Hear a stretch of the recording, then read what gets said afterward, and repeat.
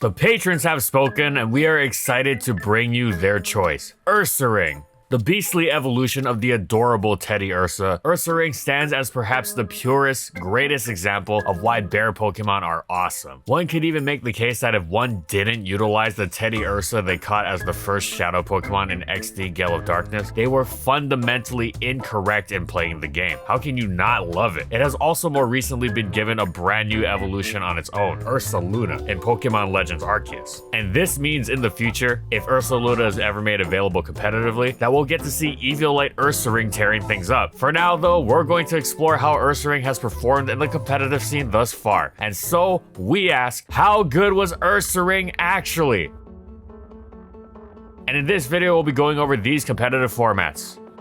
Ursaring was sadly not seen much in its debut generation. This wasn't because it was bad though, quite the opposite. Sure, it obviously couldn't keep up in OU, it had the highest attack stat of all normal types, but this wasn't nearly enough to find it a legitimate niche in the land of the absurdly bulky King Snorlax. Ursaring was by no means frail, but it wasn't the endless hit-taking machine that Lax was, and its extra attack, while impressive, didn't particularly give it an edge over Snorlax in any matchups, especially since Ursaring didn't learn Double Edge for some reason, and thus had to stick with Return. It was a shame that Ursaring didn't learn Swords Dance like it would in later generations. This would have made it a uniquely terrifying threat and vaulted it into a genuine OU niche. But alas, one of the few meaningful differences between Ursaring and Snorlax was that Ursaring learned Roar, which, thanks to Gen 2's mechanics, would allow it to block Whirlwind attempts from the faster Skarmory, making it potentially uniquely difficult to deal with for some stall teams. But the mantle of Roaring Curse normal type was already taken by the far bulkier Kangaskhan. Some players tried to experiment with Ursaring by making the most of its power through using Hyper Beam, functioning as a pseudo explosion and using Pink Bow as the item, which was the Gen 2 equivalent of Silk Scarf. The goal was to allow Ursaring to cheese through unsuspecting neutral targets at high health, and the power was indeed superb. It ripped 52 and 62% off of Snorlax and 62 to 73% off Zapdos. Now, this was of course incredibly gimmicky, and it was unfortunate as Ursaring was a few small extra traits from having a small OU niche, but it couldn't really differentiate itself. Impressive though its rare Hyper Beams were, especially after a curse, where it would usually one-hit KO Zapdos. So it makes sense why Ursaring wasn't used in OU, but what about UU? Well, the answer to that is simple. Ursaring was put in BL because it would absolutely destroy UU,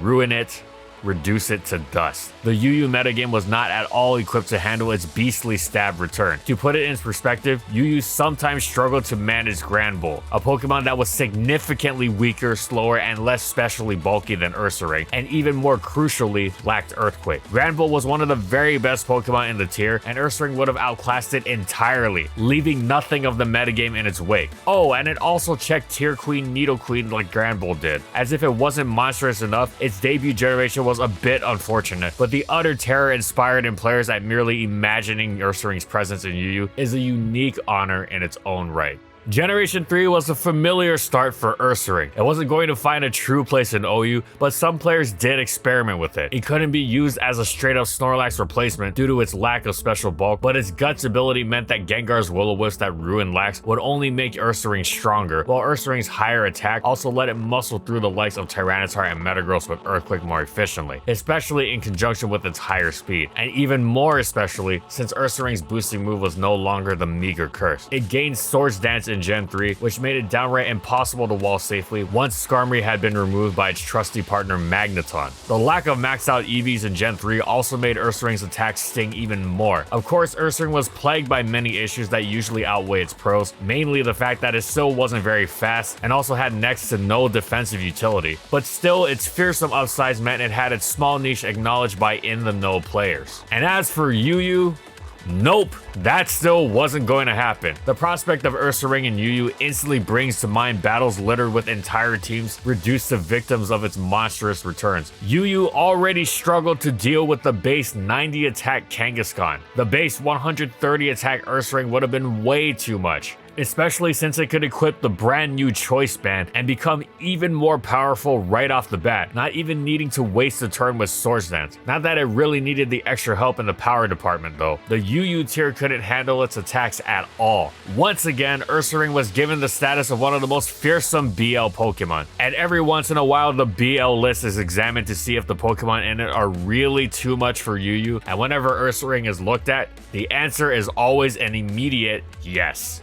Power creep meant Ursaring wasn't going to eke out even the tiniest of niches in Generation 4 OU. However, power creep also meant that Ursaring was finally able to shine in UU, and this was especially delightful given all the new toys it had received in the generational shift. The addition of status orbs allowed Ursaring to self-activate its Guts ability, obtaining a Choice Band level power boost without the restriction of locking itself into one move. Sure, the residual damage could be a pain, but Ursaring wasn't exactly a paragon of longevity beforehand anyway, since it wasn't investing in its only decent natural bulk and had nearly useless defensive typing. Ursaring could also opt for another status affected ability in Quick Feet, which would give it an invaluable +1 speed boost upon being status, thereby allowing it to outpace the offensive Pokemon that would attempt to revenge kill it. And it wasn't like Ursaring was starved for power either. No matter which ability it chose, statusing itself would also allow Ursaring to unleash an utterly terrifying Staff Facade, which was one of the most automatic delete buttons in the game. Who needs to hit it super effectively? All Ursaring needed was a neutral target. Yes, there were plenty of normal resists in the game, but Ursaring smashed those even more efficiently now, as its steel and rock destroying move was no longer Earthquake. It was the even more powerful close combat. This was its main draw over fellow UU guts abusing normal type Swellow, who was quite powerful and incredibly fast. But next to Ursaring, Swellow hit like wet tissue paper. The nigh peerless level of power in conjunction with all the coverage it needed meant Ursaring was utterly impossible to wall and was thus a complete nightmare to face for defensive teams. Even Spiritomb, who theoretically could handle Ursaring since it was immune to Facade and close combat, and unlike other ghost types, was neutral to dark thanks to its part dark typing, still couldn't get the job done. Ursaring was so strong that it could either 2-hit KO Spiritomb on the switch with Stealth Rock up, or it could grab a Swords Dance and have a good chance to 1-hit KO Spiritomb without rocks. Ursaring wasn't necessarily just a stall killer either. This was of course a highly desirable trait, but its low speed could even be turned to its advantage against faster teams. Ursaring was a staple on Trick Room teams. It was objectively wrong to pass up on the perfect setup for something as monstrously unwallable as Ursaring.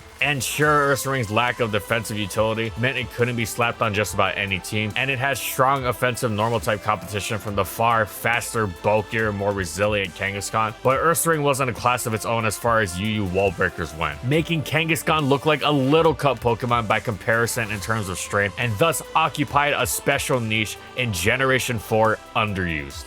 Generation 5's power creep was immense, and so Ursaring brought its superlative levels of power to NU. There it was once again peerless as a pure wall breaker, but of course, according to the Rampardos theorem, simply having destructive capacity does not a good Pokemon make. Ursaring's issues were twofold. One, there was a lot of seriously good normal type Pokemon in NU. Tauros, Braviary, Kangaskhan, Swellow, and most critically, Zangoose, which functioned nearly the same as Ursaring. Two, Ursaring's speed was quite the hindrance in a metagame that mostly focused on fast offensive threats, and it was its fellow normal types' higher speed that allowed them to thrive more regularly in the metagame as a result. Yet if it chose to use Quick Feet, it lost the insane destructive power that allowed it to delete Regirock in ways most other normal types were envious of. Even Zangoose had to blush. Sadly, thanks to the Goose's far superior natural speed that allowed it to both outrun a large portion of the metagame and have embarrassing levels of wall-crushing power, Ursaring was mostly outclassed, as it could only choose one. It hit harder, but Zangoose was already a one-hit KO machine. So Ursaring's extra attack was mostly just overkill. Ursaring wasn't bad at all, and had Zangoose not been around, it would have had more of a niche. However, as things stood, it was too difficult to fit on teams. Ursaring's place in Generation 5 NU was unfortunately limited. If one was certain they wouldn't face Regirock and just wanted to blast through offensive teams with something that was unfairly fast for how strong it was, Ursaring was a great choice. Nothing like smashing through Charizard and Facade. However, banking on not facing Regirock was unreliable, to say the least. Otherwise, Ursaring was limited to Trick Room teams, which were as inconsistent as they were rare.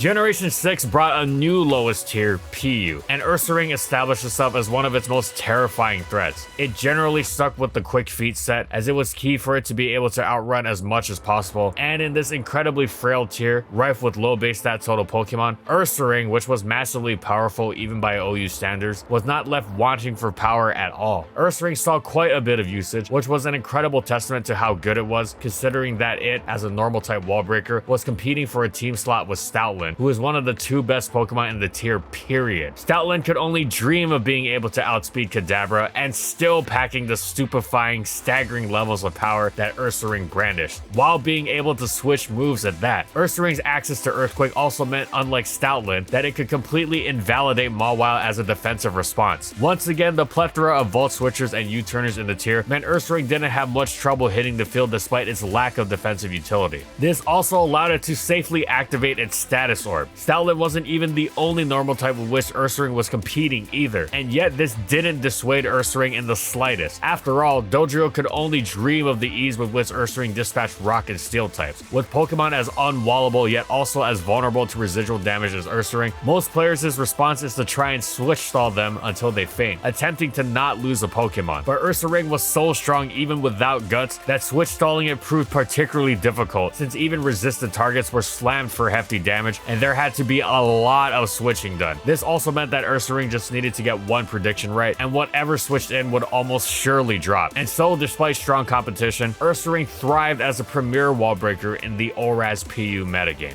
Ursaring was untiered in Generation 7, but don't let that fool you. Though its niche was limited, it certainly had a niche in PU, once again for its stunning wall breaking. Its main issue was that Dodrio had been buffed immensely, including receiving crucial fighting type coverage and jump kick, meaning that Ursaring's advantage over it was no longer as substantial as it had been. Sure, it was stronger, but there was again the issue of overkill, especially as Dodrio had also been gifted Swords Dance. Kangaskhan was also an elite Pokemon once again. Ursaring's role therefore was limited to Trick Room teams. Here it was of course mandatory. It got to unleash the full brunt of an adamant-natured, guts-boosted facade. The problem was also, once again, that Trick Room was a limited playstyle. It perfectly fit the definition of high risk, high reward. Due to its highly prediction-reliant, time-limited nature, Trick Room teams could quickly peter out and do nothing en route to a blowout loss, or they could inflict an equally humiliating, rapid loss on the opponent. However, players generally prefer strategies that were more reliable, and thus Ursaring's usage was so low that it dropped to untiered. It probably deserved it to some extent, but on the other hand, it feels a bit too harsh. Either way, Ursaring was seen once in a blue moon in Gen 7 PU, but when it was seen, it, as always, left destruction in its wake.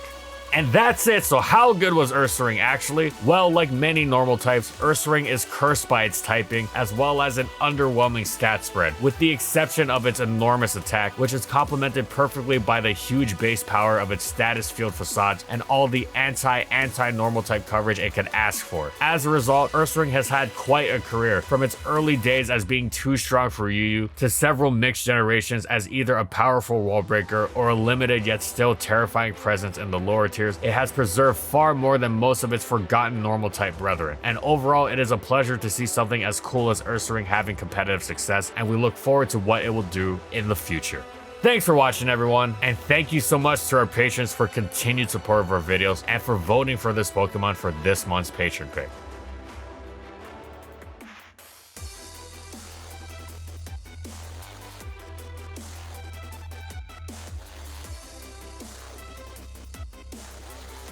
And as always, if you liked the video and you want to see more, be sure to subscribe to False Swipe Gaming for more weekly Pokemon content. And in the comments, I want to know, what do you think about competitive Ursaring? How would you buff it to have it do better in the higher tiers? Whatever it is, let me know in the comments. And follow my crew on these social media platforms. And that's all I got. See you next time, everyone.